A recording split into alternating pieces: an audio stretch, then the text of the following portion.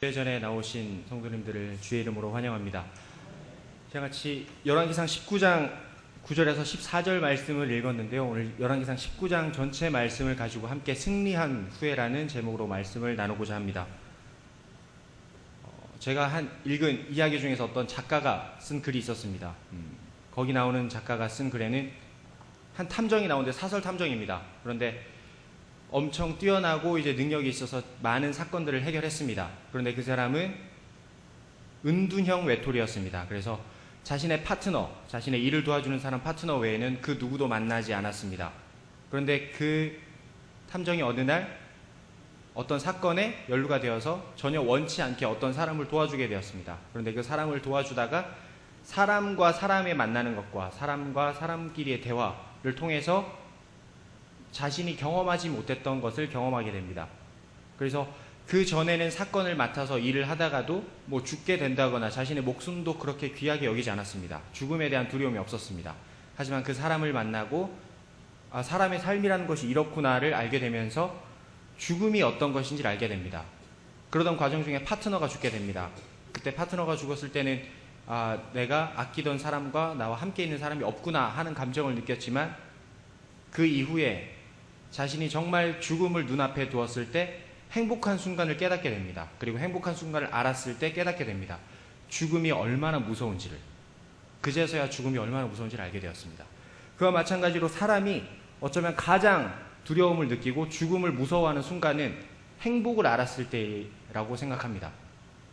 그와 마찬가지로 사람이 가장 연약하고 쓰러지기 쉬운 때는 승리한 후에, 그리고 자신이 무언가를 이루었다는 성취감을 알았을 때 쓰러짐을 돌아보게 되고 가장 두려운 순간을 깨닫게 됩니다. 왜냐하면 자신을 가졌던 것을 잃기 때문에, 상실감 때문에 그 이름이 더 클 것입니다. 오늘 나타나는 엘리야도 그와 같습니다. 우리가 오늘 읽은 19장에는 엘리야가 이제 낙심하고 우리가 잘 아는 것처럼 탈진한 엘리야의 모습이 나타납니다. 그러나 그 앞에 나타난 18장의 말씀을 보면 엘리야는 누구보다 강한 사람으로 나타납니다. 19장에 나타나는 엘리야와 전혀 반대의 모습이 나타나게 됩니다. 앞서 열왕기상 18장에 보면 엘리야는 정말 강하고 담대한 영웅으로 나옵니다. 앞에 상황을 보면은 3년 동안 그 땅에 비가 내리지 않았습니다. 아합이 다스리는 그 땅에 3년 동안 비가 내리지 않았고, 그러면서 많은 사람들이 지쳐 쓰러져 가고 있었습니다. 그것은 엘리야뿐만 아니라 그 나라 모든 사람이 마찬가지였습니다. 그 당시에 아합의 아내였던 이세벨이 바알과 아세라 신상을 가지고 옴으로써 이제 나라가 멸망해 가는 과정에 있었습니다. 그러던 중 하나님께서 엘리야를 부르셔서 바알과 아세라 선지자들과 싸우게 됩니다. 그래서 우리가 잘 아는 것처럼 850대 1의 전쟁이 일어납니다. 그리고 그 과정 가운데 하나님의 역사하심으로 엘리야는 승리하게 되고 그곳에서 바알과 아세라 선지자들을 다 쳐 죽이게 됩니다. 근데 우리가 아는 것처럼 그때 나타나는 엘리야의 모습은 그와 같은 영웅이 없습니다. 아합을 만나는 것 자체로도 엘리야를 죽이려고 할 텐데 그 앞에서도 당당하게 나타납니다. 그리고 아합 앞에서 내가 당신과 싸우고자 하니 바알과 아세라 선지자를 내 앞으로 데리고 오라. 우리가 참신이 누군지 나와 함께 붙어보자 라고 그렇게 강하고 담대하게 얘기합니다.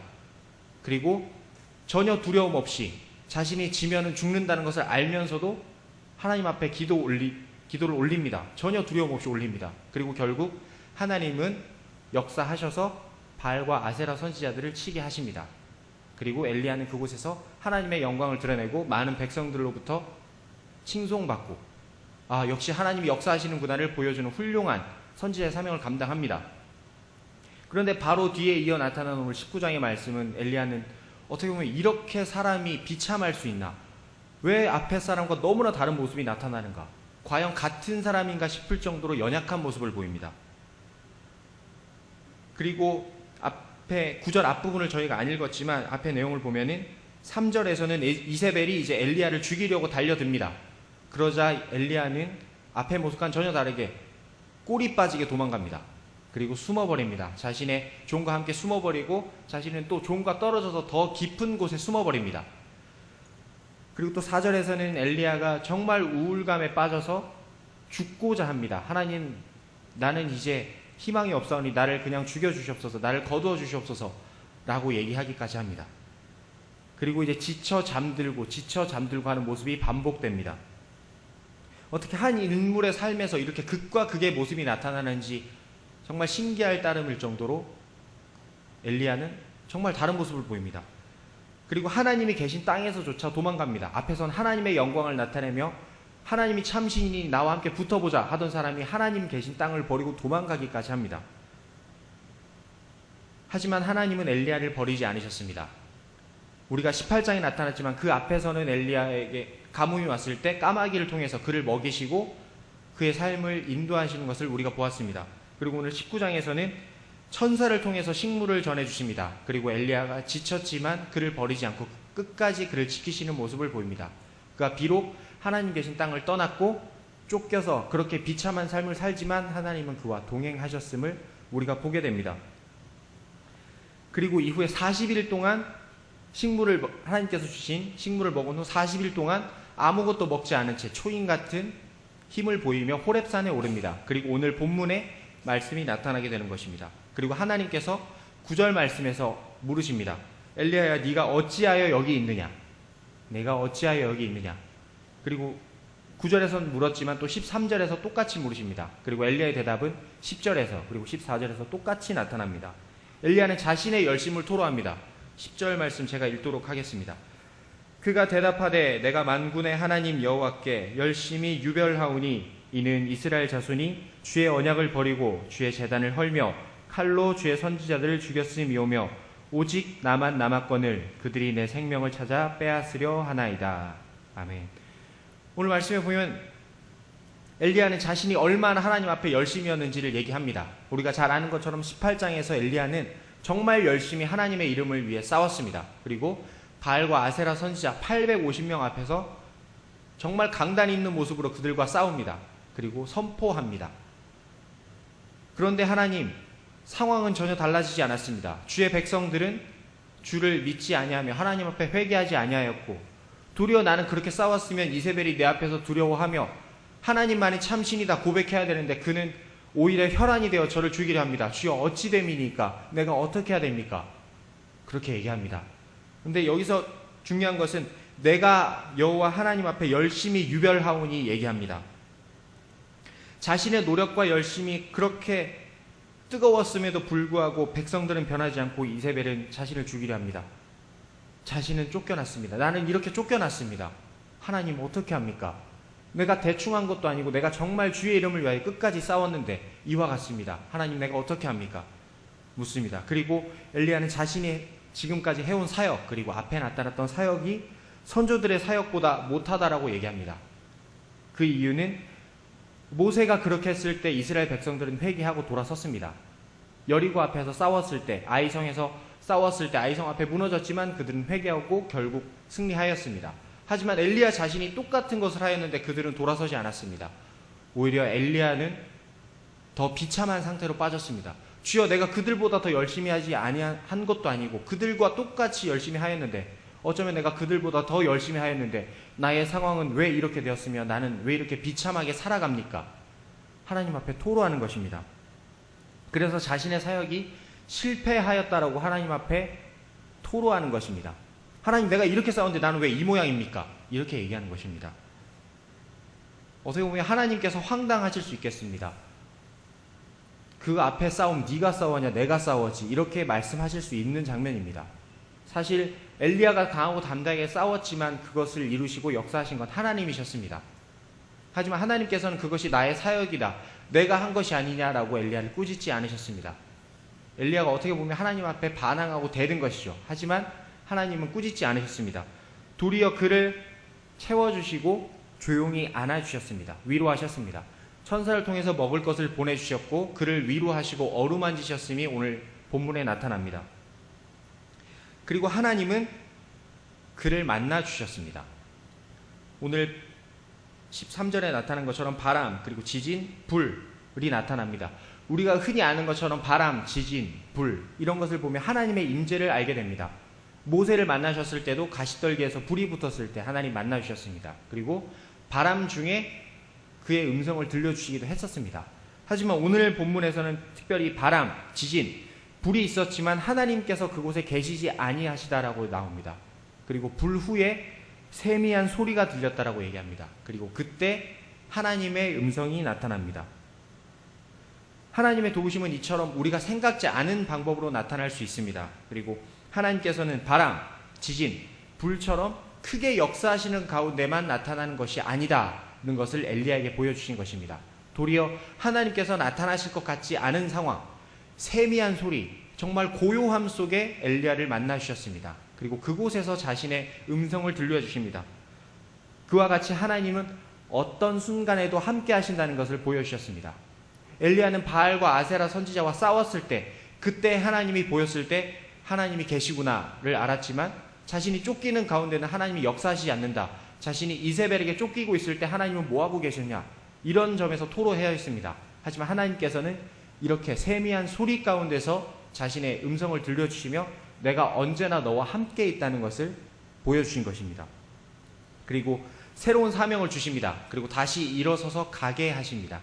결국 이후에 어떻게 됩니까? 15장에서 너는 가서 아람 왕 하사엘에게 기름을 부으라고 하고, 또 다른 예후에게 기름을 부어 왕으로 세우고 엘리사를 부르라라고 하나님께서 말씀하십니다. 그에게 새로운 사명을 주시는 것입니다. 이와 마찬가지로 우리의 신앙생활을 하다 보면은 우리가 힘들 때 하나님이 어디 계시냐 우리가 토로할 때가 있습니다. 특히 우리가 무엇인가를 이루었을 때, 그리고 은혜를 많이 받았다라고 생각할 때 이렇게 쉽게 쓰러질 때가 많습니다. 엘리야도 바알과 아세라 선지자와 싸운 훌륭한 사람이었지만 결국 선지자였지만 우리와 똑같은 사람이었습니다. 그래서 그도 역시 연약한 모습을 나타냅니다. 이는 우리와 똑같습니다. 우리도 정말 힘들게 무엇인가를 이루고 은혜를 받았을 때, 우리가 하나님께 기도했을 때, 응답받았을 때, 그래서 하나님께서 우리에게 음성을 들려주셨을 때 우리는 그때 승리하였다라고 생각하지만 돌아서면 또다시 죄를 짓는 모습을 우리 스스로 발견하게 됩니다. 우리는 승리한 후에 가장 쉽게 풀어집니다. 아, 기도 응답 받았네. 그리고 나서는 그 앞에 뜨거웠던 열심으로 기도했던 것을 잊어버립니다. 그리고 우린 조금씩 풀어지기 시작하면서 결국 은혜 받기 전의 모습으로 돌아가게 됩니다. 엘리야의 모습과 마찬가지고 우리의 삶이 이와 같습니다. 우리의 신앙생활이 이와 똑같습니다. 그리고 이런 시간이 찾아왔을 때 엘리야처럼 하나님 죽여주시옵소서 하는 고백에까지 이르게 됩니다. 우리의 삶을 자포자기하게 내려놓기까지 합니다. 그래서 우리 신앙생활을 하다 지쳤을 때 우리의 모습을 보면 어떻습니까? 기도조차 안 됩니다. 기도하려고 나왔는데 졸리고, 기도하려고 나왔는데 중언부언 기도하다가 그냥 시간만 때우다 돌아가게 되고, 그리고 누군가가 말로 위로를 해주었을 때 그것조차 위로가 되지 않습니다. 그냥 가만뒀으면 좋겠고, 그냥 날 좀 내버려 두고 그냥 나 스스로 있게 좀 놔뒀으면 좋겠고, 그런 모습을 우리가 발견하게 됩니다. 말씀은 읽어지지조차 않습니다. 말씀은 들리지도 않습니다. 주일날 말씀 들으려고 왔지만 주일날 목사님이 말씀하시고 전도사님 말씀하실 때 말씀이 들리지 않습니다. 그냥 앉아있다 갑니다. 주일 지켰네, 주일 성수 지켰네 하고 돌아가지만 우리는 말씀을 받고 돌아가지 못합니다. 우리가 낙심했을 때 모습이 그렇습니다. 또 그뿐만 아닙니다. 우리가 직장 생활하거나 밖에서 생활할 때 그것은 더 크게 나타납니다. 우리가 정말 열심히 일을 합니다. 주의 일을 하겠다고 교회 와서 충성 봉사하고 열심히 일합니다. 엘리야가 바알과 아세라 선지자 싸운 것처럼 자신의 영광을 위해서가 아니었습니다. 하나님의 영광을 나타내기 위해 그는 열심히 싸웠습니다. 하지만 그에게 돌아온 것은 죽음의 위협, 그리고 백성들의 돌아섬밖에 없었습니다. 우리가 열심히 신앙생활 하지만 직장에서의 삶이 잘 풀리지 않습니다. 그리고 또한 신앙을 지킨다는 이유로 우리의 삶이 평탄하게 이루어지진 않습니다. 반대로 더 고단하게 느껴질 때가 더 있습니다.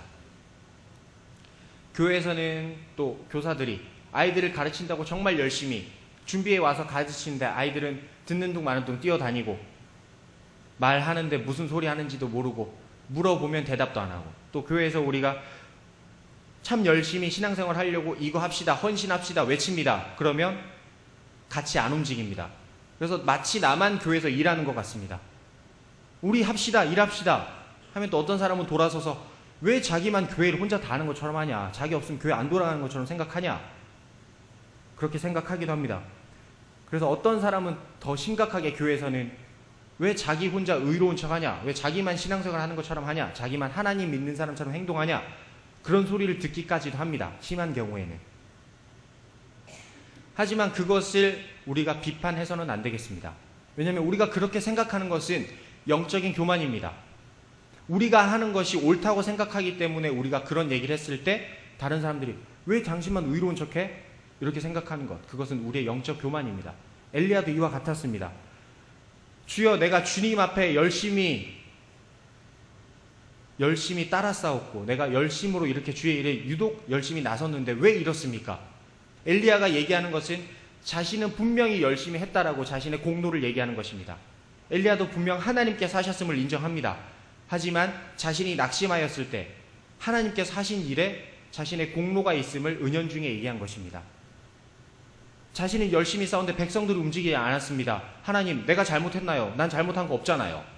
은연중에 자신이 영적으로 교만함을 드러낸 것입니다. 바로 앞에서 하나님의 이름으로 승리한 사람의 모습이 이와 같습니다. 우리도 이와 같을 수 있다는 것입니다. 우리가 주의 일을 할 때 우리 스스로도 영적으로 교만해질 수 있음을 우리가 오늘 말씀을 통해서 알 수 있습니다. 우리가 그래서 정말 조심해야 되는 것은 승리한 후에 우리가 더욱더 조심해야 됨을 알게 됩니다. 우리가 승리하고 나서 이것을 내가 하였다라고 생각하진 않는지, 하나님께서 주신 은혜를 마치 내가 이룬 것처럼 내가 열심히 하니까 하나님께서 도와주셨지, 우리의 공로가 조금이라도 들어간 것처럼 하나님께서 100% 하신 은혜임에도 불구하고 내가 열심히 했으니까 하나님께서 도우신 것이지, 세상에서 얘기하는 것처럼 스스로 하는 자를 하늘이 돕는다라고 얘기하는 것처럼 우리는 그렇게 생각할 때가 많습니다. 특히 교회 일을 할 때도 마찬가지에 나타납니다. 우리가 교회 일 이렇게 열심히 하는데, 나는 이렇게 열심히 주님의 일을 하는데 주님 왜 안 도와주십니까? 왜 저 사람들은 나에게 손가락질합니까? 왜 저들은 이해하지 못합니까? 나만 열심히 하는 것 같습니다. 우리는 이런 영적인 교만에서도 조심해야 되겠습니다. 그래서 우린 승리한 후에 더욱더 우리 스스로를 돌아봐야 될 줄로 믿습니다. 나는 열심히이고 다른 사람은 놀고 있다고 생각하는 것, 그리고 하나님은 각자를 향해 계획이 있는데 우리는 그것을 무시하는 모습, 이것이 오늘 나타나는 본문에서 알 수 있는 부분입니다. 하지만 하나님께서는 우리가 잘 아는 것처럼 각자를 향한 계획이 다릅니다. 우리의 모습을 각자 다르게 만드신 것처럼 우리 각자에게 맡겨주신 사명 또한 다릅니다. 엘리야는 자신이 그렇게 열심히 싸웠고 자신만 사역한다고 생각하였지만 본문 이후에 나타나게 됩니다. 하나님께서 바알과 아세라 선지자 앞에 고개를 숙이지 않은 7,000명을 숨겨놓았고 그 과정 가운데 오바댜가 있었음을 우리가 알게 됩니다. 그와 마찬가지로 하나님께서 사역하시는 데는 각자의 모습이 다르고 열심히 다릅니다. 다만 우리의 사명과 역할이 다를 뿐입니다. 그래서 우리는 누군가를 생각하고 하나님 앞에 내가 이렇게 열심히 하였음을 우리가 하나님 앞에 고백할 수도 없고 내세울 수조차 없음을 우리는 알아야 합니다. 그렇지 않으면 우리는 영적인 교만에 빠지기 쉽습니다. 우리가 여기서 알 수 있는 것은 엘리야가 이렇게 교만한 모습을 보였습니다. 하지만 하나님께서 엘리야에게 꾸지셨습니까? 그렇지 않으셨습니다.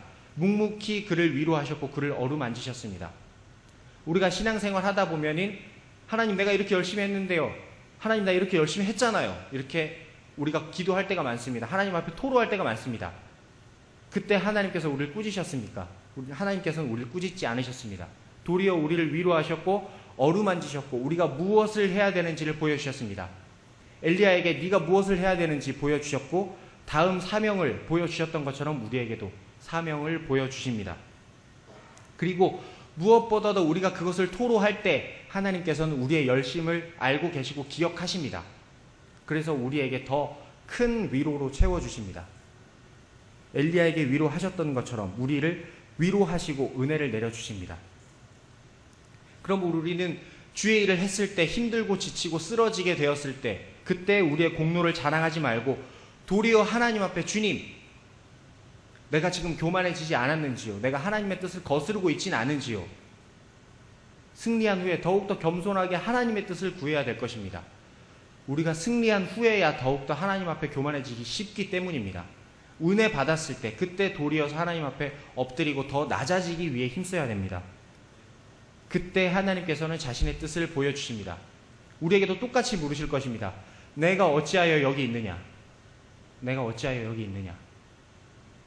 내가 너에게 맡긴 사명이 있지 않느냐? 너는 다시 일어서서 나의 사명을 감당하라. 하나님께서 말씀하실 것입니다. 우리는 승리한 후에 그 은혜를 돌아보면서 우리가 앞에 이루었던 그 승리 앞에 하나님께서 어떻게 사역하셨는지를 곱씹어 보며 생각해야 될 것입니다. 하나님께서 우리의 지치고 낙심한 모습을 더 잘 아시기 때문에 위로하실 것입니다. 주의를 하다가 낙심하고 지칠 때 있습니다. 그럴 때 하나님께서는 엘리야에게 하셨던 것처럼 우리를 위로하실 것입니다. 다만 우리는 영적 교만에 빠지지 않기 위해 조심해야 되고, 하나님께서 위로하실 때 우리는 그 힘을 의지하면서 일어나야 될 것입니다. 기도하기 힘들 때 조금 더 앉아있고, 말씀 보기 힘들 때 더 말씀 보기 위해 힘쓰고, 기도가 안 잡힐 때 그 자리를 떠나지 아니하고, 주님 기도조차 안 됩니다. 나를 어루만져 주옵소서. 주여 내가 죽기를 원하나이다. 그렇게 고백하는 것처럼 주여 내가 기도하다 죽기를 원하나이다. 나를 붙잡아 주옵소서. 승리한 후에 더 뜨겁게 열심히 더 겸손하게 나아갈 수 있도록 우리 스스로를 치고 깎아야 될 것입니다. 그것이 뼈를 깎고 살을 에이는 고통이다 할지라도 더욱더 해야 될 것입니다. 남들을 손가락질 하기 전에 주님 나를 먼저 어루만져 주옵소서. 나의 영원한 위로 되신 하나님 나를 붙잡아 주옵소서 고백할 수 있어야 될 것입니다. 엘리야에게 위로하신 것처럼 우리를 위로하실 것이며, 엘리야가 그렇게 잘못해서 하나님 앞에 교만한 모습을 보였던 것을 기억하면서 우리는 교만하지 않도록 우리의 거울 삼아야 될 것입니다. 말씀을 맺으려고 합니다. 우리는 승리한 후에 은혜를 많이 받았을 때일수록 더욱더 조심하고 깨어 있어야 할 것입니다.